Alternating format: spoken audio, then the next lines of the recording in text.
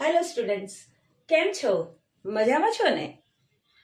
તો આપણે ગયા લેક્ચરમાં આપણે એક્સરસાઇઝ 7.3ના ક્વેશ્ચન નંબર 22 સુધી કમ્પ્લીટ કર્યું હતું. આજે ક્વેશ્ચન નંબર 23 અને 24 કમ્પ્લીટ કરીએ અને એના પછી નેક્સ્ટ એક્સરસાઇઝ પર જઈએ. ક્વેશ્ચન છે student, I is equal to sin square x minus cos square x upon sin square x into cos square x dx. Students, આમાં મારે કંઈ સિમ્પ્લિફાય કરવાની કંઈ જરૂર નથી. હું સીધું ડાયરેક્ટલી આ sin square x ના છેદમાં હું આ પદ નાખી દઉં. sin square x બંનેને અલગ અલગ છેદ આપી દઉં. બરાબર. એવી રીતે cos square x ના છેદમાં પણ હું આ બંને લખી દઉં. જો ગુણાકારમાં હોય, બરાબર, આ જે છેદ છે એ આની નીચે પણ જાય અને આની નીચે પણ જાય, તો sin square x કેન્સલ થઈ જશે. તો વધ્યું 1/cos square x અને 1/cos square x તો તમને ખબર જ છે ને? ખબર છે કે નહીં? માઇનસ અહીંયા cos square ઉડી જશે, 1/sin square x. તમારા મગજમાં આન્સર આવી બી ગયો હશે. નહીં આવ્યું હોય તો તમારે સૂત્ર બરાબર ત્રિકોણમિતિના 11મા ધોરણના યાદ કરવા પડશે. 1/cos એને આપણે શું કહીએ છીએ? sec. તો 1/cos એટલે sec, એટલે આ થઈ જશે સ્ક્વેર છે એટલે sec square x minus 1/sin square. 1/sin એટલે cosec, તો આ થશે cosec square x. sec square x નું સંકલન યાદ ના હોય તો એને વિચારી જો કે આ કોનો વિકલિત છે, કોનું વિકલન કર્યું તો sec square આવે છે. કોનું? tan નું વિકલન કરીએ તો આપણને sec square x મળે છે માઇનસ cos square x. કોનું વિકલન છે? યા તો તમને એનું સંકલન યાદ હોવું જોઈએ, cos square x નું સંકલન ડાયરેક્ટલી, યા તો ઓપોઝિટ ક્વેશ્ચન પૂછીને શોધી નાખો. cos square x કોનું વિકલન કરવાથી મળે? Minus cot x. કેમ કે cot x નું વિકલન થાય માઇનસ cosec square x, તો આ થશે minus cot x plus c. Minus minus plus એટલે tan x minus plus cot x plus c. તો સ્ટુડન્ટ, તમારો આન્સર રેડી થઈ ગયો. આ તમારી એક્સરસાઇઝ 7.3 નો એમસીક્યુ છે. ટેક્સ્ટબુકના એમસીક્યુ ગુજરાત બોર્ડ માટે સ્ટુડન્ટ બરાબર તૈયાર કરી દેવાના કે એમાંથી એમસીક્યુ પૂછાય છે બોર્ડમાં. નેક્સ્ટ સમજોઈએ question number 24. I is given to e raised to x 1 plus x upon cos x e raised to x. e raised to x નું સંકલન આપણને કરતા ફાવે. 1 plus x હોય, સંકલન કરી દે. પણ cos ની અંદર શું લખ્યું છે? x e raised to x. એ કંઈક પ્રોબ્લેમ છે, બરાબર? તો ભાઈ અહીંયા હું આદેશ લઈશ, આખા cos નો આદેશ નહીં લઉં. આખો cos લઈશ તો cos નું વિકલન માઇનસ સાઇન અહીંયા ક્યાંય દેખાતું નથી અને પછી થોડું કન્ફ્યુઝન ઉત્પન્ન થાય. એના કરતાં બેટર છે હું આટલા જ પોર્શનનો આદેશ લઈ લઉં. આનો આદેશ લઈશ અને આનું વિકલન કરીશ અને એટલે ઉપરવાળું દેખાશે. બરાબર? આ જ પ્રોબ્લેમ કરે છે. તો x into e raise to x is equal to t આદેશ લઈ લો. થઈ ગયું ને સરળ? ઘણાનો તો જવાબ પણ આવી ગયો લાગે છે. આ બાજુ x ની સાપેક્ષે વિકલન કરશું અને dx લગાવશું. આ સાઈડે t ની સાપેક્ષે વિકલન કરશું અને dt લગાવશું. સો x નું વિકલન 1, ગુણાકારનો રૂલ વાપરવાનો એટલે e રેઝ ટુ x એમનો એમ, x નું વિકલન 1 પ્લસ x એમનો એમ e રેઝ ટુ x નું વિકલન e રેઝ ટુ x પોતે ઇન્ટુ dx બરાબર t નું વિકલન 1 into dt. So e raise to x ને કોમન નીકાળ દો તો અંદર શું બચ્યું? જુઓ સ્ટુડન્ટ, જાદુ થઈ ગયો.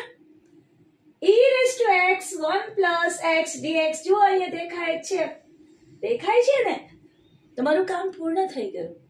સો તમારો I ફેરવાઈ ગયો dt અને આ 1 cos t x e raised to x ની જગ્યાએ t મૂક્યો, આ આખું ગુણ્યા dx ની જગ્યાએ dt મૂક્યો તો 1 cos t 1 cos હમણાં જ કીધું હતું 1 cos એટલે sec.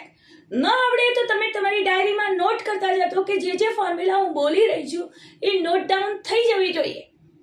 વારે ઘડીએ એની જ ફોર્મ્યુલા તમારે યાદ કરવી પડે એવું ચાલે નહીં. તો આને કહેવાય sec t અને sec t નું સંકલન. sec t નું સંકલન શું થાય?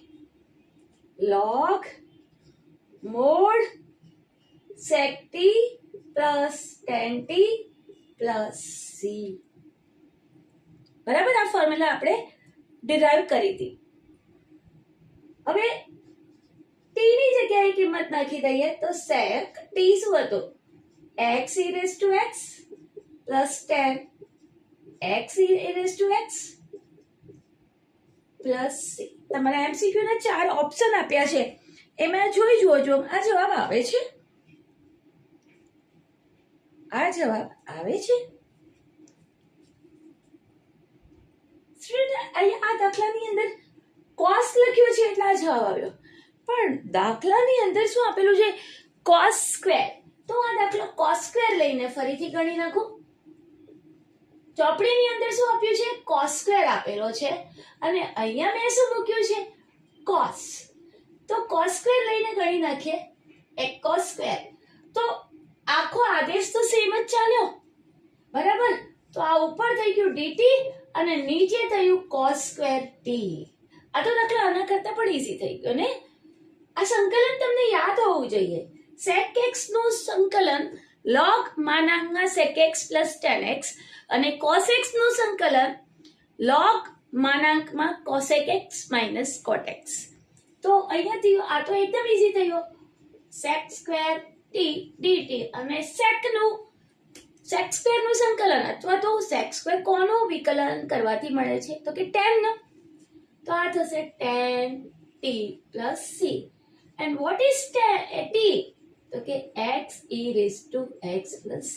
તમારી ટેક્સ્ટબુકમાં દાખલો આપેલો છે, અહીંયા મેં વર્ક નથી મૂક્યો, પરંતુ જો આપણો કોન્સેપ્ટ ક્લિયર હોય તો આપણે દાખલાનો આન્સર તો લાવી જ શકીએ.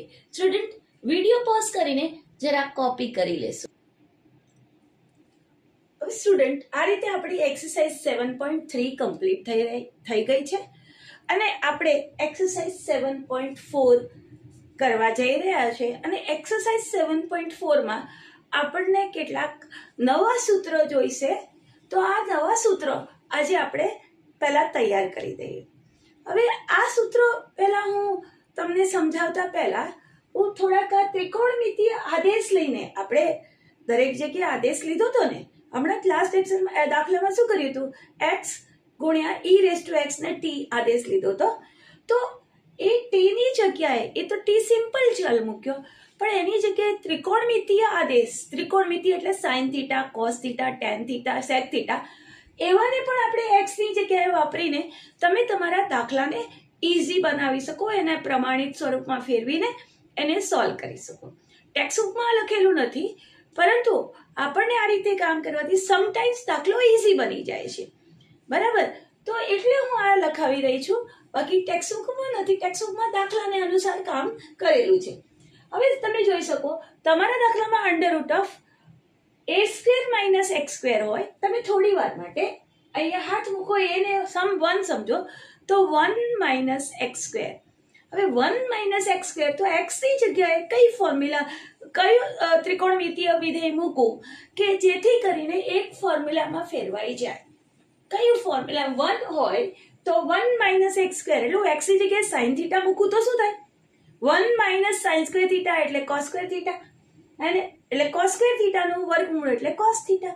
તો હું અહીંયા શું લઈશ? x બરાબર a cos થીટા આદેશ, સોરી a cos થીટા લો તો બી ચાલે. a cos theta, cos theta મૂકું તો પણ શું ફરક પડે? કઈ ફરક પડવાનો નથી, બરાબર. cos થીટા મૂકશો તો પણ કોઈ ફેર પડવાનો નથી, બરાબર. અથવા તો તમે x બરાબર a એ સાઇન થીટા મૂકો. એ સાઇન થીટા મૂકશો એટલે અહીંયા થઈ જશે એ સ્ક્વેર સાઇન સ્ક્વેર થીટા.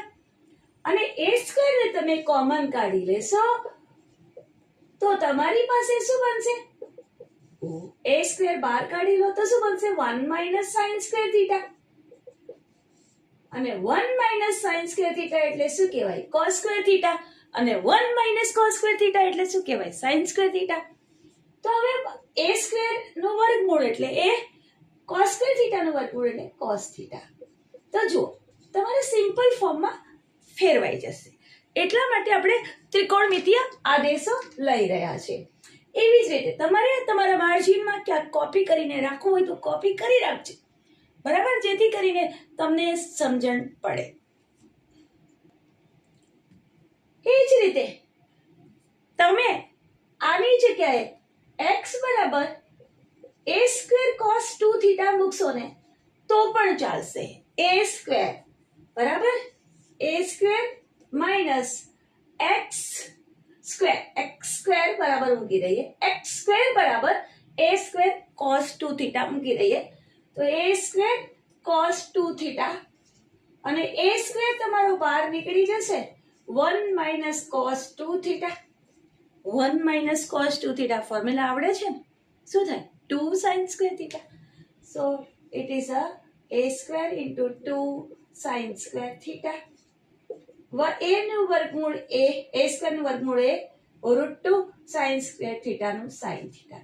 તો જુઓ વર્ગમૂળ ઘાત જે અપૂર્ણાંક ઘાત છે એ તમારી હટી ગઈ, બરાબર.